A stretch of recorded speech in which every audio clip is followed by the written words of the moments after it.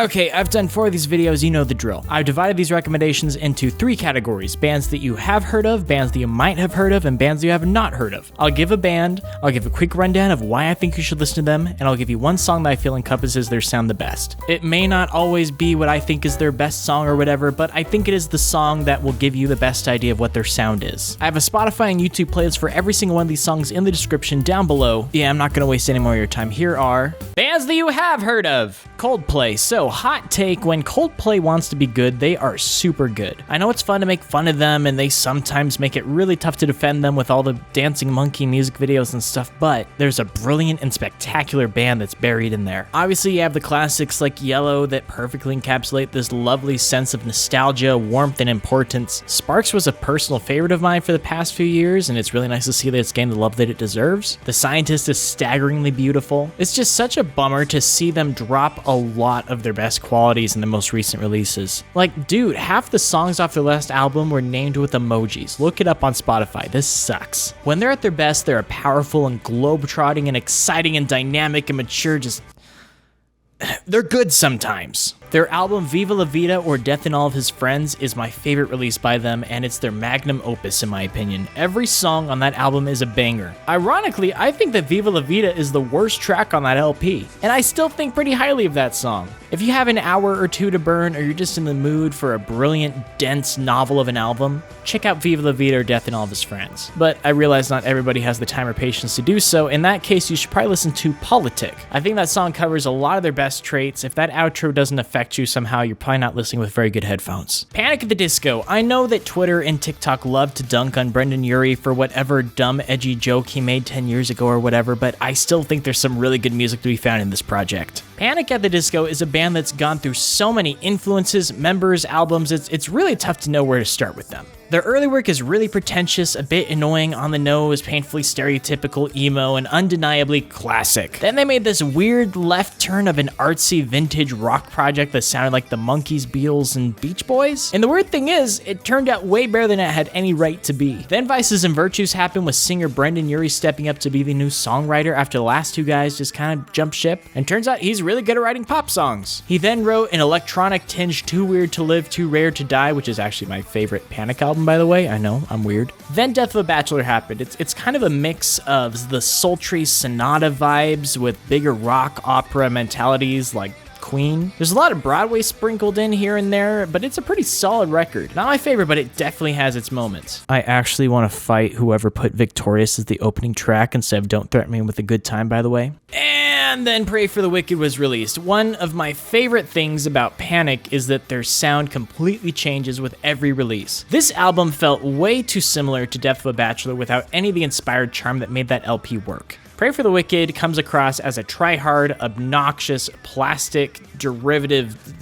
It's not good. It's not good one bit. You can thank this one for High Hopes. Brendan Urie did this weird thing where he tried to be a celebrity personality by appearing on a song with Taylor Swift, singing on Frozen 2 and the Greatest Showman soundtrack. He started making guest appearances on primetime television. Basically, he went like the Today Show audience route. Kind of went nowhere. It was a weird little chapter. And now they have Viva Las Vengeance, which is out right now. I mean, this is my review. It didn't knock me on my butt or anything like that. It's fine, I guess. And look at them trying to sell ashtrays with this record as if everyone who listens to their music isn't 15 years old. Listen, there's a lot more good than bad with this project, and as long as you stay away from Pray for the Wicked, you're going to discover a really exciting and accessible band with tons of sounds, versatility, and a great sense of fun. If you're an emo kid and you haven't made yourself familiar with the first 4, arguably 5 albums, treat yourself. This band is legendary for a reason. I just hope that Brendan Urie finds his footing again with future releases. The dude knows how to write pop songs. Maybe he's just in a funk right now? I don't know. Listen to Kamisato and Sarah Smiles. These guys get 2 songs because their sound is like all over the place. You don't like it? Make your own YouTube video and do it your own way, chump.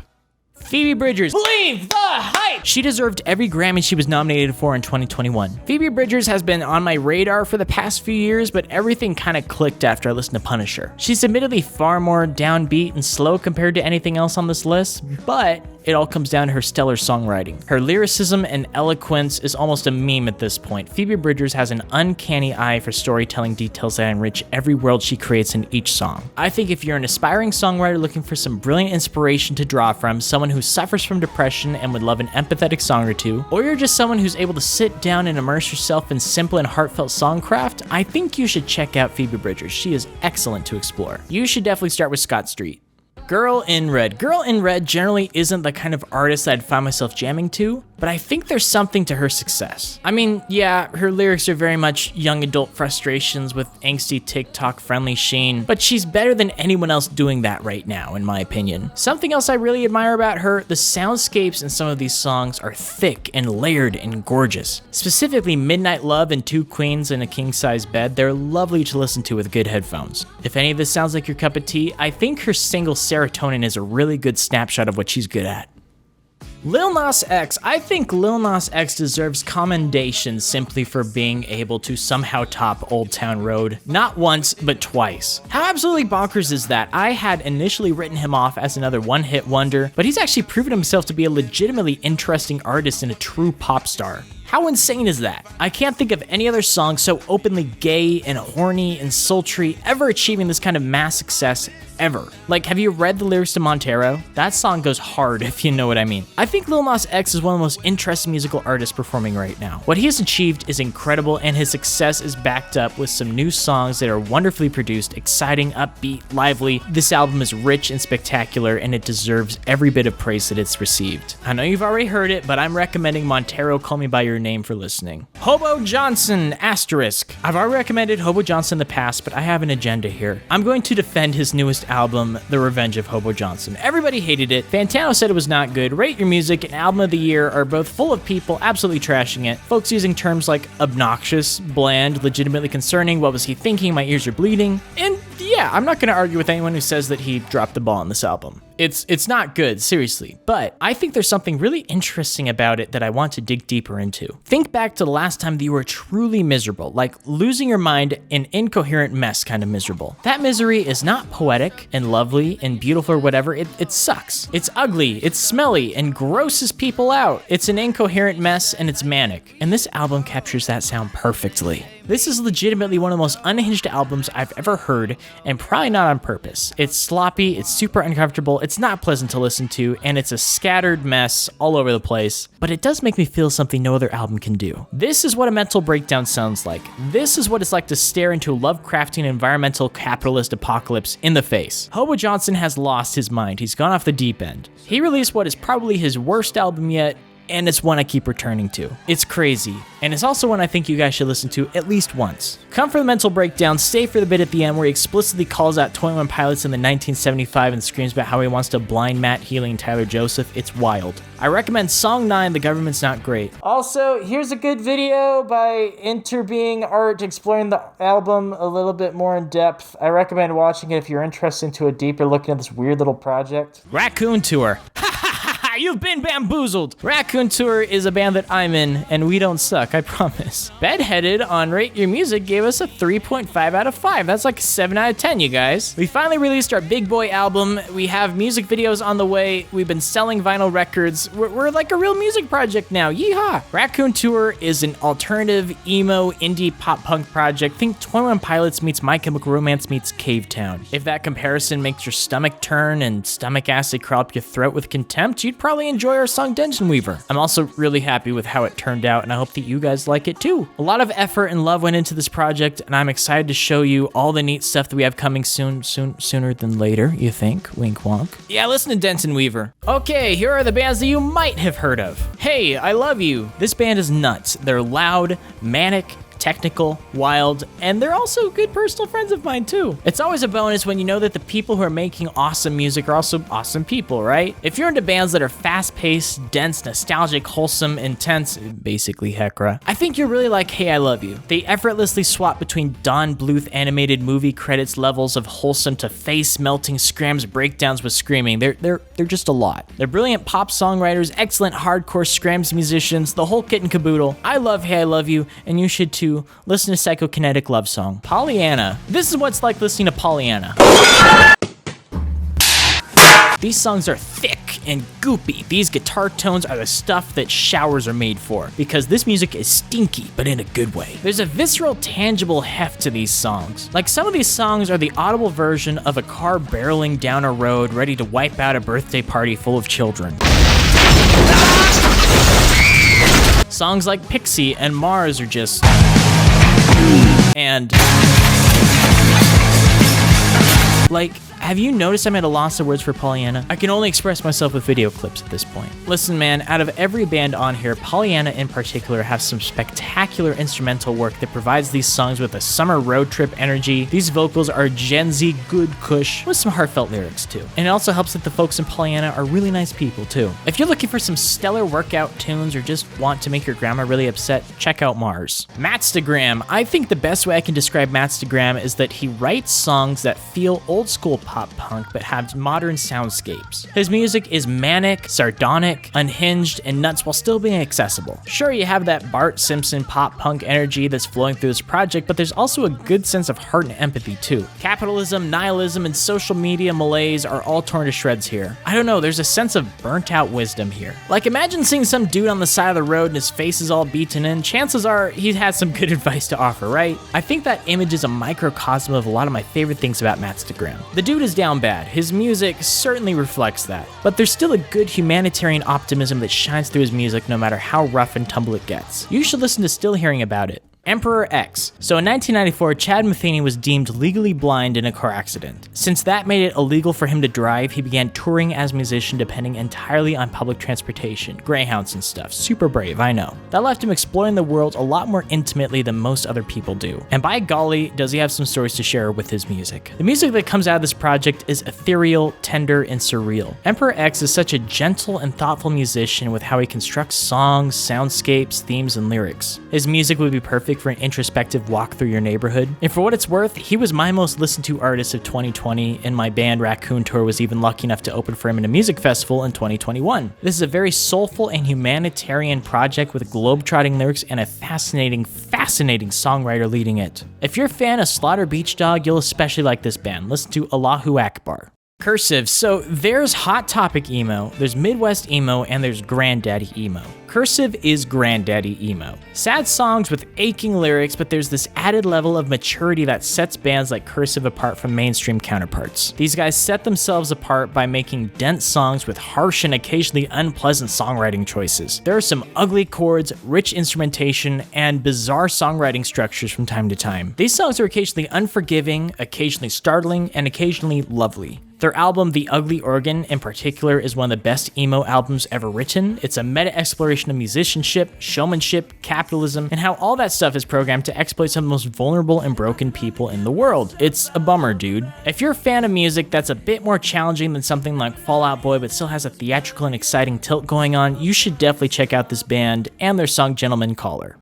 North Bloom. So this project is in a weird spot where they're super new, there's not a lot of backlog to draw from, and as of the moment of this video being released, they've only played like one song in an Urban Outfitters for crying out loud, but man, this project is special. The production is spectacular, they have a specific voice and sound, these songs are so well written. This is a band to watch because I think they're on the cusp of doing something really cool. You're gonna be hearing about them soon. They're certainly going for that alternative indie pop vibe that we've seen from musical artists like 21 Pilots, Half Alive, John Bellion, and God forbid, AJR. But there's a special DIY reservation that sets these guys apart. The polish on here is brilliant considering that this is just a bedroom project, and I really hope that they find success that they deserve. Yo, any record labels that may be watching, hop on North Bloom immediately. Listen to their song My Oh My with a good set of headphones and the volume turned super up. Michael Cera Palin, something about this band's songs make them feel classic, like they've always been there influencing the scene for decades. These songs have confidence, structure, and they're brimming with life. These riffs on guitar and bass have burrowed themselves into my brain where they will remain until I die. I don't know, is there anything else that I could possibly say besides this band absolutely rips and their music feels iconic and brilliantly composed? I mean, yeah, probably. These jams are bursting with clever and smart choices. There's a stellar sense of dynamic payoff, peaks and valleys, climaxes. Michael Cera Palin knows how to create a song that has meat on its bones and feels satisfying and fun. The performances are phenomenal, and I do need to give a special shout out to John Williams for being one of the most creative bass players in the genre. Listen to Bono Bono. Okay, now here are the bands you have not heard of. The Joyrunners. Remember King and Queen of the Losers? That band ended in 2020, which is super mega sad and horrible. But out of the ashes of that project came the Joyrunners, featuring Meme Lord himself, Scooter, the Mega Virgin Tate, and professional heartbreaker and cyberbully Allison. They're really good. Lots of Britpop influences, snarky lyrics, an abiding sense of humor, and lovely moments of heart and sentimentality. The live shows are spectacular, and the songwriting is still perfectly on point. Truth be told, at this time, they're still pretty new with not a lot of music under their belt, but this is absolutely a project to keep an eye on. If you've been following Scooter's old music projects, don't let this one pass you by. You should listen to Deadbeat. The Dogs. Do you know what a nightmare it is trying to listen to The Dogs on Spotify? The profile icon looks like this. Playing the band on shuffle means that you get a weird hodgepodge of bizarre MIDI instrumental video game-esque music, goofy Sublime influenced dad rock, motorcycle gang 80s music that sounds like it was recorded in a toaster, and this masterpiece from 1973.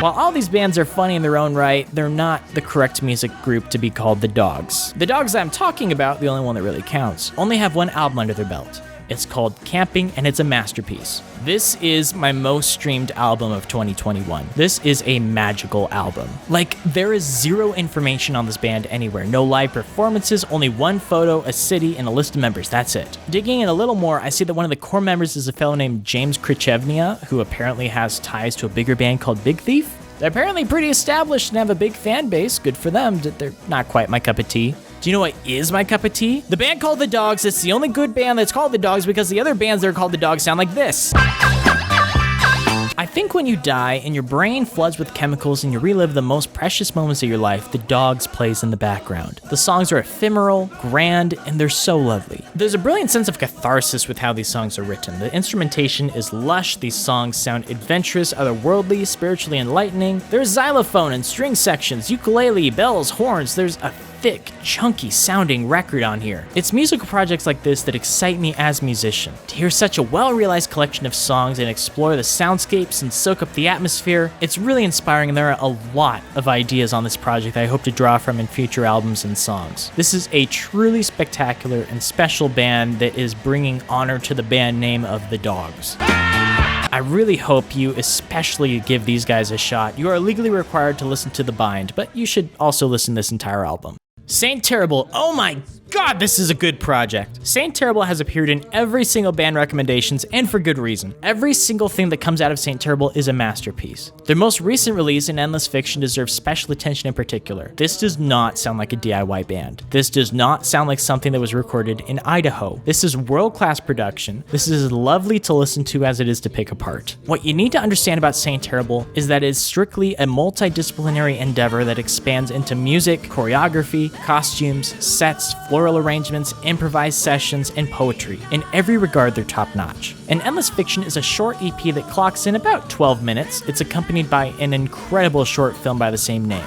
Here, let me give you specific instructions. Once you're done watching this video, click on the link in the description. Find a dark room, a good pair of headphones, and then sit down to watch it. It's 10 minutes long. It's not a huge commitment, but it is life-changing. You will not regret it, I pinky promise. God, one day I'm just gonna make a 20-minute YouTube video just gushing about this project. I genuinely, no exaggeration or hyperbole, think that Saint Terrible is one of the most spectacular and perfect music anythings I've had the pleasure of coming across. You are doing yourself a massive disservice if you have not dug into them yet. Everybody deserves Saint Terrible in their life, and do not deprive yourself of something this perfect. Listen to their song Gone and watch an endless fiction once you're done watching this video. I have it linked down below. Neocentrics, this is a pretty good band. Neocentrics is weird, technical, slightly off-putting, and really rewarding if you take the time to dig into what's being laid here. Evan is a really clever songwriter, mixing up time signatures and letting these songs get chaotic, varied, and super cathartic. I'll tell you, if you skip around 40 seconds at a time through most any given song from this band, you'll be under the impression you're listening to a totally different song at times. These songs play out like flows of consciousness, just ebbing and flowing from one idea to the next, and it's infectious and a blast to follow along with.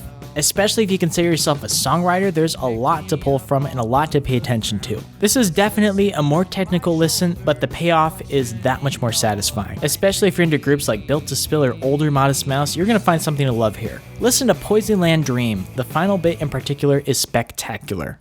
Barrington. I remember like 4 years ago, I shouted at a kid named Harry Phillips. They were a part of my old Patreon, and they wanted me to plug a cover of a song that they posted on their channel. The songs were endearing and commendable for a 16-year-old kid and whatnot, but truthfully, not something I'd listen to on my own, you know? It was a good foundation. It was a good start. They got a hold of me recently, and they shared a legitimate album that their band has released, and wow, out of morbid curiosity, I listened to this on a car ride home, and I was like, hey, that's pretty good. As far as DIY releases go, this is a stellar first release. It's at its best when it's energetic, sardonic, and has a great sense of forward momentum. There are dashes of car seat headrests, some Britpop, even some King Queen the Losers if you're into that kind of thing. Man, I'm just proud of this kid in general, and I hope a few of you listen to this band too. It's a blast. They're brand new, so give them some time. Listen to Whites. A Residual Affinity. Have you noticed the 2000s nostalgia is coming back? When We Were Young Fest, gentrified pop punk on TikTok, the fact that Machine Gun Kelly is somehow able to afford food. I guess those last two examples aren't too good, but Residual Affinity is good. This band is great old-fashioned emo pop punk metalcore goodness. Imagine a glorious combination of The Used, Senses Fail, and Escape the Fate with 100% less Ronnie Radke. Now that is a selling point if I've ever heard one.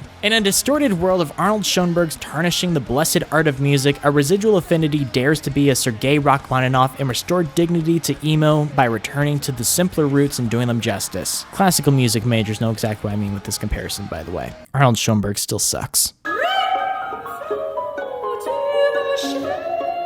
My band Raccoon Tour was even lucky enough to tour with them in summer 2022. Listen to PS Generation Y. There's a little surprise in the bridge, but I'm not going to spoil it here. You'll know it when you hear it. Wink wonk.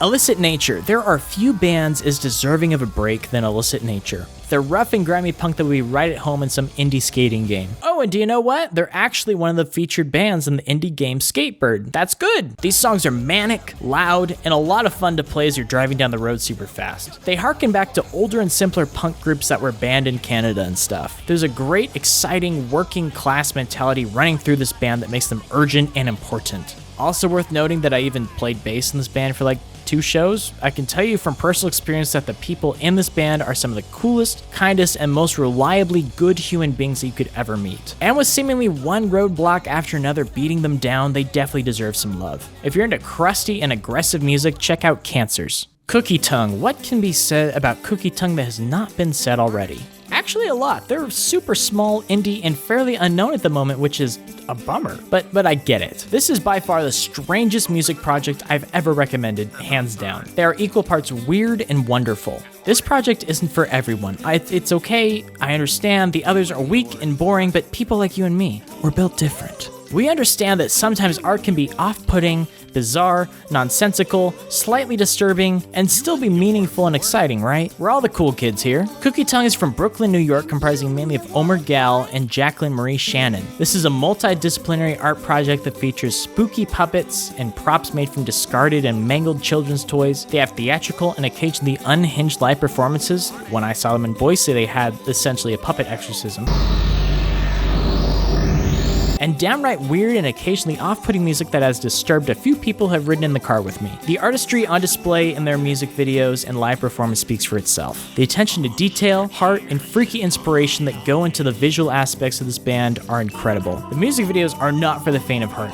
Look at this, it's a nightmare. If you are built different as well, just like me, and you can handle some bizarre avant-garde music projects, this is a band that you should check out. Start off with Dream Seed Ceremony and see if it's your cup of tea. Whew, and with that, the video is done. I have a playlist linked down below, so feel free to dig into these if you feel so inclined. Thank you for taking time to listen to my dumb opinions. Don't forget to check out An Endless Fiction by Saint Terrible, and maybe give my dumb band Raccoon Tour a shot as well, along with, the other bands, of course, Okay, thank you for watching. Take care. Without boundaries or the shops, without preachers or the cops, we'll build our brave new life right here.